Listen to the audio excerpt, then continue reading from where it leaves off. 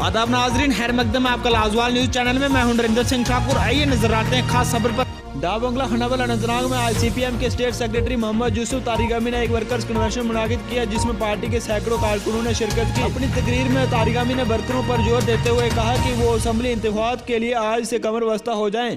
इस मौके पर मीडिया से बात करते हुए तारिगामी ने कहा कि अगले 2 रोज के अंदर अंदर पार्टी पार्लियामेंट इलेक्शन लड़ने के हवाले से फैसला लेगी। ब्यूरो रिपोर्ट अनंतनाग से शाहीलाल। सामने आने वाला है, अभी आया नहीं है। तो जहाँ तक जम्मू कश्मीर में ताल्लुक़ है, सेहतमंद कुव्वतों का चाहिए कि वो आपस में तालमेल रखें, एडजस्टमेंट्स कर ले, ताकि वोट का बंटवारा ना हो।